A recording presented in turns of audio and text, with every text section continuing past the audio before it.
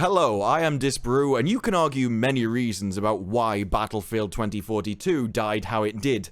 But the most stupid of all of them comes from EA themselves, when they said that actually, no. I mean, there were bugs in the game, but they weren't the real issue, no.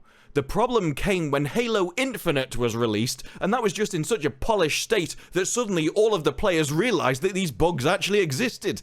Oh, without Halo, it definitely would have been fine, and people would have been fine with the state it was in. No, it's all Halo's fault. The complete lack of self-awareness here astonishes me. And also, you shouldn't even really be comparing the two in the first place. Halo Infinite is, after all, a 4v4 arena shooter compared to a 128v128 player game. I think one would be more lenient than the other one. And I don't even think that bugs were the primary problem of Battlefield in the first place. And yet EA just starts throwing stuff at a wall. We'll throw every problem up there, and then we'll blame Halo on the way out. And, what? People will forgive us? Now, these statements were done at an internal town meeting. They were never meant to get out to the public. But, if anything, that means that these are the most truthful statements. These aren't ones that were done for PR spin for the consumers. This is what they actually believe. And they seem to have no idea why their game failed at all. They just started throwing ideas against the wall and then came out blaming Halo for it. It was astronomical to read. They started by saying it's really important to acknowledge when we have misses. This is certainly the case for the Battlefield launch, which failed to meet the expectations of our players, and also missed our own expectations. Now, this might be understatement of the year. I don't think it's going to have much close competition. And then they immediately jump into the excuses. Our engine is all new tech. We went back and updated the old Frostbite version. It was so old, it was basically like putting it on a new engine. And updating this engine alone took over 18 months of development time. Combine this with a situation where the game teams had to work from home, and we ended up with more new variables in development than we have ever experienced before. And they probably think that this is a good reason. Oh, we just spent so long developing the engine, and then we had to work from home, which slowed us down. And that meant when we released the game, it wasn't finished. I'm like, sorry? Why did you release the game then? It's not like EA doesn't have the budget to actually have a prolonged game development time. They didn't run out of money and were forced to release it in whatever state it was in. They're not an indie studio, and yet that's how they're acting. That's how they expect people to look at this. But quite frankly, if your game isn't finished, you have one solution.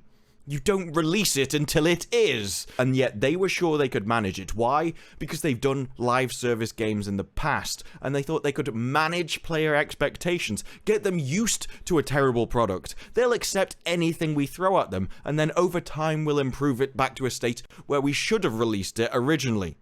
And this is where Halo comes in. Because, well, the early critical reception was good, and players were saying that this feels like Battlefield, things took a turn when Halo Infinite multiplayer was released. According to Meal, sorry if I pronounced your name wrong, the comparison between both games was not favourable because Halo Infinite was a very polished title where Battlefield 2042 contained bugs and wasn't polished. This combined into poor Steam reviews where PC players were upset that they had a performance cap. Talk about an own goal, but of all the things to complain about, talking about the quality of your game relative to another one as really takes the biscuit for me. I mean, if your game has bugs, it shouldn't have bugs. If your game has game-breaking bugs, then your game shouldn't have been released. It doesn't matter what anyone else is doing. You're not making those games. They're not your responsibility. They're nothing to do with you. So why are you even concerned with them? You should be trying to make your game the one that people compare themselves to. You should be going for the high bar, not aiming for whatever is the lowest target that you think players will swallow this time because they've been gullible enough to do it in the past. Coming out with statements like, player expectations have changed when it comes to live service games, and it wasn't the right choice to remain anchored to the company's standards in comparison to previous DICE games, basically admitting that we had low standards before, and it worked then, so we thought it would now. You shouldn't be surprised that players suddenly expect more. You should be trying to beat their expectations, not match whatever lowest dross they're willing to accept. And that is why they thought that launching with a lack of a scoreboard was acceptable of all things. Like, seriously, of all the basic things to include in an FPS, you didn't have a scoreboard or even a way to properly and accurately change squads. Oh, we're just gonna have a list of players and not even show you what squads they're in. Congratulations. And the worst thing is, of all of the things in this article about why they thought they were the problems, I actually don't think those were the reasons the game failed. Yes, all of the vocal stuff was about the bugs. That's what people thought were the issue. But I've long said that I don't care if you fix that. I didn't even have that many bugs. They weren't my problem. My problem was the map design. You've got big, massive areas with open spaces that take too long to go on, and it makes the game boring. The only time I have fun with this is when I deliberately work around those bad map design mistakes so that I get a good first-person shooting experience. Because you know what you want to do in an FPS? You want to shoot people, not run across an open field for half an hour just so you can die at the other end. And I think that's the danger here. All they're doing is having their own little meetings inside their own little company, which made the game in the first place. They have no idea what the problem was, because they were the ones that put the problems in the first place. They haven't come out and started asking people, talking to people about what their issues were. And that is why you can fix all of the bugs. You can do all of the work. You can blame Halo as much as you want. Or rather dare. Quite frankly, I'm still astonished you even brought that up in the first place. But even if you went and solved all of those issues, your game still won't be fixed. Because you can go, oh yeah, we'll kick it off. We'll discuss map design and the way we want to improve the player space. You can discuss it all you want. You're not the one making the points here. Nobody cares about why you designed map design the way you did. It's awful.